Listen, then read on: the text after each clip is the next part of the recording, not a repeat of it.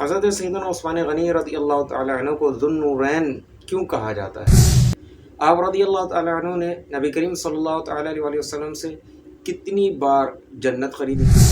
عشرہ مبشرہ، وہ 10 خوش نصیب صحابہ کرام جن کو نبی کریم صلی اللہ تعالیٰ علیہ وسلم نے نام لے کر جنت کی بشارت عطا فرمائی، وہ 10 صحابہ کرام کے نام کیا ہیں؟ اہل سنت کا عقیدہ ہے، جس کو مولانا الیاس ستار قادری دامت برکاتہ عالیہ بار بار دہراتے ہیں اور اس کی تاکید فرماتے ہیں کہ تمام صحابہ کرام علیہم رضوان جنتی ہیں۔ اس کی دلیل قرآن و حدیث سے کیا ہے؟ الحمدللہ رب العالمین والصلاة والسلام علی سید الانبیاء والمرسلین، اما بعد فاعوذ باللہ من الشیطان الرجیم، بسم اللہ الرحمن الرحیم۔ حضرت سیدنا عثمان غنی رضی اللہ تعالیٰ عنہ جو اسلام کے تیسرے خلیفہ ہیں، آپ وہ خوش نصیب مسلمان ہیں کہ جو شروع اسلام میں ہی مسلمان ہو گئے تھے، کہ جس وقت مسلمانوں کی تعداد بہت تھوڑی سی تھی،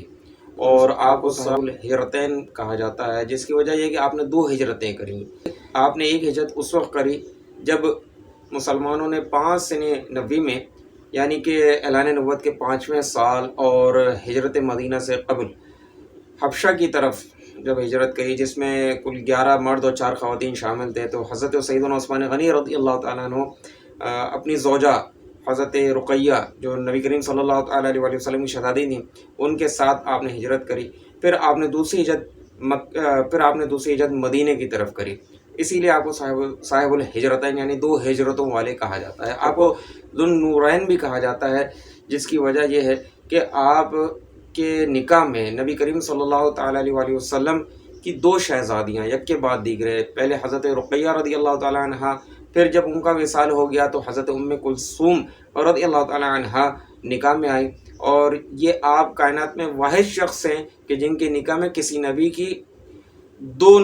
صاحبزادیاں آئیں، اور یہ سعادت کسی اور شخص کو حاصل نہ ہو سکی۔ آپ رضی اللہ تعالیٰ عنہ کے اعزازات اور خصوصیات بہت ساری ہیں،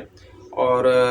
ان میں ایک بہت بڑی خصوصیت جو نبی کریم صلی اللہ تعالیٰ علیہ وسلم نے آپ کو ایک عنایت عطا فرمائی، وہ بیعت رضوان کے وقت ہے۔ بیعت رضوان کا پہلے تو میں پس منظر پیش کر دوں کہ یہ ہوئی کیوں، کہ جب نبی کریم صلی اللہ تعالیٰ علیہ وسلم مدینہ سے عمرے کے ارادے سے 1400 صحابہ کرام کے ساتھ مکے کی طرف روانہ ہوئے، اور کفار مکہ کو جب اس کی خبر ہوئی تو انہوں نے نبی کریم صلی اللہ تعالیٰ علیہ وسلم و صحابہ کرام کو مقام حدیبیہ پہ روک دیا، اور آپ صلی اللہ تعالیٰ علیہ وسلم کو عمرہ کرنے نہ دیا۔ نبی کریم صلی اللہ تعالیٰ علیہ وسلم نے حضرت عثمان غنی رضی اللہ تعالیٰ عنہ کو کفار مکہ کی طرف بھیجا کہ وہ انہیں ایک تو اسلام کی دعوت دیا، اور انہوں نے بتایا کہ ہم کسی جنگ و جدال کے ارادے سے نہیں آئے ہیں، بلکہ ہم محض عمرہ کرنے کے لیے آئے ہیں، اور وہاں جو مؤمنین مؤمنات موجود ہیں مکہ میں ان کو بشارت دیں کہ اللہ تبارک و تعالیٰ نے اسلام کی مدد و نصرت فرمائی ہے، اور ان قریب مکہ فتح ہوگا اور اسلام غالب آئے گا یہاں پر بھی۔ چنانچہ آپ رضی اللہ تعالیٰ عنہ جب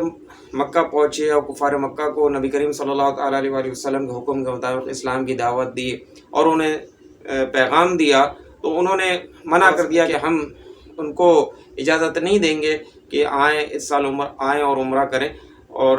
آپ اگر چاہیں تو کعبے کا طواف کر لیں۔ تو سیدنا عثمان غنی رضی اللہ تعالیٰ عنہ نے اس پیشکش کو ٹھکرا دیا اور فرمایا کہ میں رسول اللہ صلی اللہ تعالیٰ علیہ وسلم کے بغیر کعبے کا طواف نہیں کروں گا۔ جب آپ کو کچھ تاخیر ہوئی تو جو حدیبیہ میں مسلمان موجود تھے ان میں یہ خبر پھیل گئی کہ عثمان غنی شہید کر دیے گئے۔ نبی کریم صلی اللہ تعالیٰ علیہ وسلم نے ایک درخت کے نیچے مسلمانوں کو جمع کر کے بیعت لی۔ اس بیعت کا مقصد یہ تھا کہ جہاد میں ثابت قدم رہیں اور فرار نہ اختیار کریں گے۔ چنانچہ تمام صحابہ کرام نے حضور نبی کریم صلی اللہ تعالیٰ علیہ وسلم کی بیعت کی، اور حضرت عثمان غنی جو عنایت اللہ کے رسول صلی اللہ تعالیٰ علیہ وسلم نے حضرت عثمان غنی کو عطا فرمائی، وہ یہ کہ حضرت عثمان غنی کی جگہ اپنا ہاتھ دوسرے ہاتھ پہ رکھا اور فرمایا یہ عثمان کا ہاتھ ہے، جو یعنی اپنے ہاتھ کو حضرت عثمان غنی رضی اللہ تعالیٰ عنہ کا ہاتھ قرار دیا، اور آپ رضی اللہ تعالیٰ عنہ کے لیے دعا بھی فرمائی۔ اور کیونکہ اللہ کے رسول صلی اللہ تعالیٰ علیہ وسلم کو اللہ تبارک و تعالیٰ نے علم غیب عطا فرمایا تھا، آپ جانتے تھے کہ حضرت عثمان غنی شہید نہیں کیے گئے، اسی لیے آپ نے اپنے ہاتھ کو ان کا ہاتھ قرار دے کر ان کی جگہ بیعت فرمائی۔ اور اس کے علاوہ حضرت سیدنا عثمان غنی رضی اللہ تعالیٰ عنہ نے بے شمار مواقعوں پر مسلمانوں کی اور اسلام کی مدد فرمائی۔ چنانچہ ابو ہریرہ رضی اللہ تعالیٰ عنہ فرماتے ہیں کہ عثمان غنی رضی اللہ تعالیٰ عنہ نے 2 بار اللہ کے رسول صلی اللہ تعالیٰ علیہ وسلم سے جنت خریدی۔ ایک موقع وہ تھا کہ جب مسلمان مکے سے مدینہ آئے تو ایک کنواں تھا بیر روما، اس کنویں کے مالک جو ہے کچھ عوض لے کر وہ پانی فروخت کیا کرتے تھے، اور وہ سو مسلمان بہت تنگی کا شکار تھے۔ کچھ مسلمانوں پہ یہ چیز بھی بہت زیادہ بھاری تھی کہ وہ اس کی قیمت ادا کر سکیں، تو سرکار دو عالم صلی اللہ تعالیٰ علیہ وسلم نے اس کے مالک سے، کنویں کے مالک سے جو نا فرمایا کہ تم جنت کی نہر کے سبب، جنت کے چشمے کے سبب مجھے یہ کنواں بیچ دو۔ انہوں نے عرض کیا رسول اللہ صلی اللہ تعالیٰ علیہ وسلم، میرا اور میرے بیوی بچوں کا اس کے علاوہ اور کوئی گزر بسر کا ذریعہ نہیں ہے، ذریعہ معاش نہیں ہے۔ چنانچہ حضرت عثمان غنی رضی اللہ تعالیٰ عنہ کو جب اس کی خبر ہوئی تو آپ نے 35,000 درہم کے بدلے وہ کنواں خرید کر بارگاہ رسالت میں حاضر ہوئے اور عرض کیا رسول اللہ صلی اللہ تعالیٰ علیہ وسلم، کیا وہ بشارت میرے لیے بھی ہے کہ جو آپ نے اس کنویں کے مالک کے لیے ارشاد فرمائی؟ تو رسول اللہ صلی اللہ تعالیٰ علیہ وسلم نے فرمایا بالکل۔ تو آپ رضی اللہ تعالیٰ عنہ نے عرض کی کہ میں نے ایک کنواں مسلمانوں کے لیے وقف کر دیا۔ دوسرا وہ موقع تھا کہ غزوہ تبوک، یہ سن 9 ہجری میں واقع ہوا، اور یہ آخری غزوہ تھا جس میں نبی کریم صلی اللہ تعالیٰ علیہ وسلم نے شرکت فرمائی، اور اس میں تقریباً کوئی 40 سے 70 ہزار مسلمان اور صحابہ کرام نے شرکت کری۔ لیکن اس غزوے میں بڑی تنگی کا عالم تھا، اور اسی لیے اس کو جیش العسرہ بھی کہا جاتا ہے۔ تو اس میں بہت زیادہ تنگی تھی، ساز و سامان، جو جنگی ساز و سامان کی قلت تھی۔ نبی کریم صلی اللہ تعالیٰ علیہ وسلم نے مسلمانوں کو ترغیب دلائی کہ اللہ کی راہ میں جو نا مال خرچ کریں۔ تو حضرت عثمان غنی رضی اللہ تعالیٰ عنہ کھڑے ہوئے اور عرض کی کہ میں 100 اونٹ ماں ساز و سامان کے پیش کرتا ہوں۔ پھر نبی کریم صلی اللہ تعالیٰ علیہ وسلم نے مزید ترغیب ارشاد فرمائی، تو آپ رضی اللہ تعالیٰ عنہ کھڑے ہوئے، عرض کی کہ میں 200 اونٹ مع ساز و سامان، یعنی ساز و سامان کے ساتھ پیش کرتا ہوں۔ نبی کریم صلی اللہ تعالیٰ علیہ وسلم نے پھر ترغیب ارشاد فرمائی، تو حضرت عثمان غنی پہ تیسری بار کھڑے ہوئے اور عرض کی کہ میں 300 اونٹ ساز و سامان کے ساتھ پیش کرتا ہوں، جس پر رسول اللہ صلی اللہ تعالیٰ علیہ وسلم ممبر سے نیچے تشریف لائے اور فرمایا، 2 بار فرمایا کہ آج سے عثمان جو کرے اس سے کسی قسم کا مواخذہ نہیں ہوگا، کوئی پوچھ گچھ نہیں ہوگی۔ یہ 2 بار ارشاد فرمایا، یعنی آپ کو سرٹیفکیٹ عطا فرما دیا کہ آپ سے اگر کوئی خطا سرزد بھی ہو جاتی ہے تو اللہ تبارک و تعالیٰ آپ کو بلا حساب و کتاب جنت میں داخلہ فرمائے گا۔ یہ نبی کریم صلی اللہ تعالیٰ علیہ وسلم نے آپ کو سرٹیفکیٹ عطا فرما دیا۔ یہ اس کے علاوہ ہے کہ جو عشرہ مبشرہ، وہ 10 صحابہ کرام جن کو نبی کریم صلی اللہ تعالیٰ علیہ وسلم نے نام لے کر جنت کی بشارت عطا فرمائی، یہ اس کے علاوہ ہے، اور آپ ان عشرہ مبشرہ یعنی ان 10 صحابہ کرام میں بھی شامل ہیں، جیسا کہ ترمذی اور ابو داؤد کی حدیث ہے، اور میں انہی ترتیب یعنی سیکوینس میں نام پیش کروں گا جس ترتیب کے ساتھ روایت میں آئے کہ ترمذی میں حضرت عبد الرحمن بن عوف رضی اللہ تعالیٰ عنہ سے مروی ہے کہ اللہ کے رسول صلی اللہ تعالیٰ علیہ وسلم نے فرمایا، ابو بکر جنت میں ہے، اور عمر جنت میں ہے، اور عثمان جنت میں ہے، اور علی جنت میں ہے، اور طلحہ جنت میں ہے، اور زبیر جنت میں ہے، اور عبد الرحمن بن عوف جنت میں ہے، اور سعید بن زید جنت میں ہے، اور ابو عبیدہ بن جراح جنت میں ہے۔ یہ وہ 10 خوش نصیب صحابہ کرام ہیں جن کو نبی کریم صلی اللہ تعالیٰ علیہ وسلم نے نام لے کر جنت کی بشارت عطا فرمائی۔ ویسے الحمدللہ ہمارا عقیدہ یہ ہے کہ تمام صحابہ کرام جنتی ہیں اور مغفرت یافتہ ہیں، کیونکہ اللہ تبارک و تعالیٰ نے قرآن کریم میں جنت کا وعدہ فرمایا ہے، جیسا کہ میں انشاءاللہ تعالیٰ بھی آگے بیان کروں گا۔ حضرت عثمان غنی رضی اللہ تعالیٰ عنہ بہت ہی حیا والے تھے، بہت زیادہ حیا کرنے والے۔ آپ کا یہ وصف ایسا ایک نمایاں خصوصیت رکھتا تھا کہ حضرت عائشہ صدیقہ رضی اللہ تعالیٰ عنہ فرماتی ہیں کہ ایک بار نبی کریم صلی اللہ تعالیٰ علیہ وسلم اپنے حجرے میں آرام فرما رہے تھے، لیٹے ہوئے تھے، اور آپ کی پنڈلی کھلی ہوئی تھی، تو حضرت صدیق اکبر رضی اللہ تعالیٰ عنہ اجازت لے کر اندر داخل ہوئے، تو نبی کریم صلی اللہ تعالیٰ علیہ وسلم جس طرح آرام فرما رہے تھے اسی طرح آرام فرماتے رہے، لیٹے رہے۔ پھر وہ اندر آئے، گفتگو کرتے رہے۔ اس کے بعد پھر حضرت عمر فاروق اجازت لے کر اندر آئے، لیکن نبی کریم صلی اللہ تعالیٰ علیہ وسلم جس طرح آرام فرما رہے تھے اسی طرح آرام فرماتے رہے۔ پھر جب حضرت عثمان غنی رضی اللہ تعالیٰ عنہ جب اندر تشریف لائے اجازت لے کر، تو نبی کریم صلی اللہ تعالیٰ علیہ وسلم بیٹھ گئے اور اپنے کپڑوں کو سیدھا کر لیا۔ جب وہ صحابہ چلے گئے تو حضرت صدیقہ طاہرہ عائشہ رضی اللہ تعالیٰ عنہ نے عرض کی کہ یا رسول اللہ صلی اللہ تعالیٰ علیہ وسلم، آخر اس کی وجہ کیا ہے کہ جب حضرت ابو بکر آئے تو آپ اسی طرح لیٹے رہے، آرام کرتے رہے، اور جب پھر حضرت عمر فاروق آئے تو تب بھی آپ اسی طرح لیٹے رہے، لیکن جب حضرت عثمان آئے تو آپ بیٹھ گئے اور اپنے کپڑوں کو سیدھا کر لیا۔ تو نبی کریم صلی اللہ تعالیٰ علیہ وسلم نے فرمایا، کیا میں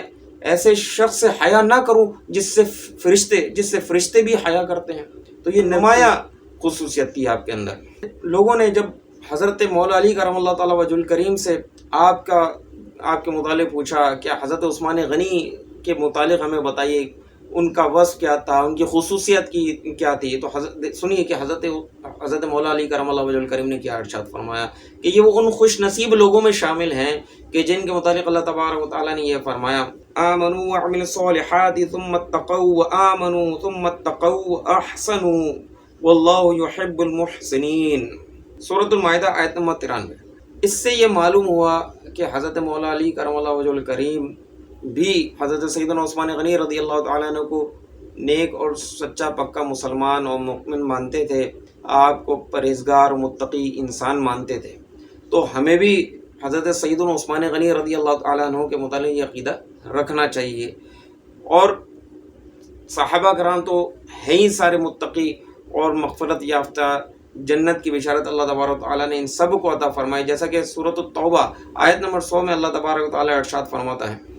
والسابقون الأولون من المهاجرين والأنصار والذين تبعوهم بإحسان رضي الله عنهم ورضوا عنه أعد لهم جنات تجري تحتها الأنهار خالدين فيها أبدا ذلك الفوز العظيم۔ اور سابقین اولین، مہاجر اور انصار، اور وہ جنہوں نے ان کی احسان کے ساتھ، بھلائی کے ساتھ پیروی کی، اللہ ان سے راضی اور وہ اللہ سے راضی، اور اللہ نے ان کے لیے جنت تیار کر رکھی ہے جس کے نیچے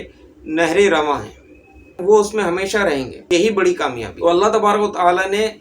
مہاجرین اور سابقین اولین، مہاجرین اور انصار اور ان کی پیروی کرنے والے تمام صحابہ کرام کے ساتھ یہ وعدہ فرما لیا کہ اللہ بھی ان سے راضی ہے، وہ اللہ سے راضی ہیں، اور اللہ تبارک و تعالیٰ انہیں جنت میں داخل فرمائے گا جس میں وہ ہمیشہ رہیں گے، اس جنت میں نہریں رواں۔ اس کے علاوہ اور سورۃ الحدید آیت نمبر 10 میں اللہ تبارک و تعالیٰ ارشاد فرماتا ہے، لا يستوي منكم من انفق من قبل الفتح وقاتل أولئك أعظم درجة من الذين أنفقوا من بعد وقاتلوا وكلا وعد الله الحسنى والله بما تعملون خبير۔ تم میں برابر نہیں جن لوگوں نے اللہ کی راہ میں خرچ کیا فتح سے پہلے، یعنی فتح مکہ سے پہلے، اور اللہ کی راہ میں جہاد کیا، وہ ان کا درجہ بلند ہے، بڑا ہے ان لوگوں سے جنہوں نے فتح کے بعد، یعنی فتح مکہ کے بعد اللہ کی راہ میں خرچ کیا اور جہاد کیا، اور اللہ نے سب سے بھلائی کا وعدہ کر رکھا ہے، اور اللہ جانتا ہے جو تم کرتے ہو۔ اللہ تبارک و تعالیٰ نے تمام سے، یعنی فتح مکہ سے پہلے جو مسلمان ہوئے وہ بھی، اور فتح مکہ کے بعد جو مسلمان ہوئے وہ بھی، ان سب سے بھلائی کا وعدہ فرمایا، اور یہ بھی فرما دیا کہ اللہ تبارک و تعالیٰ ان تمام چیزوں کی، ان تمام کاموں کی خبر ہے جو تم کرتے ہو۔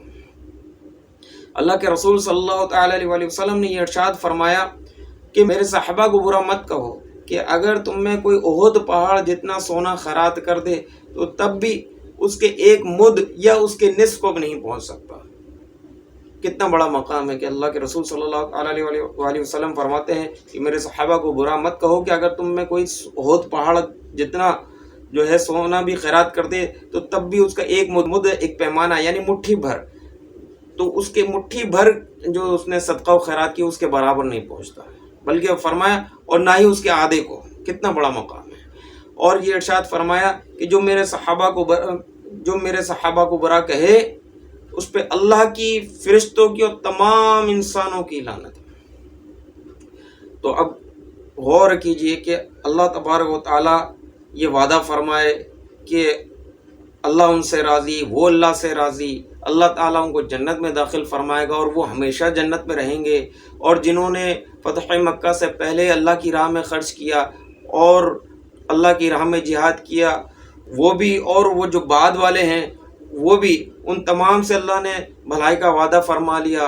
اور اللہ کے رسول صلی اللہ علیہ وآلہ وسلم فرمائے کہ میرے صحابہ کو برا مت کہو، تو جو صحابہ کو میرے کسی صحابی کو برا کہے اس پہ اللہ کی، فرشتوں کی اور تمام انسانوں کی لعنت ہو۔ تو آپ خود سوچئے کہ ہمارا کیا عقیدہ درست ہے، کہ جو مولانا الیاس عطار قادری دامت برکاتہ اللہ علیہ میرے پیر و مرشد بھی ہیں، وہ جو نعرہ لگاتے ہیں کہ ہر صحابی نبی جنتی جنتی، وہ قرآن و حدیث سے ثابت ہے اور اسی پر ہمارا عمل ہونا چاہیے، وہی ہمارا عقیدہ ہونا چاہیے۔ وما علینا الا البلاغ المبین۔ صلو علی الحبیب صلی اللہ تعالی علی محمد۔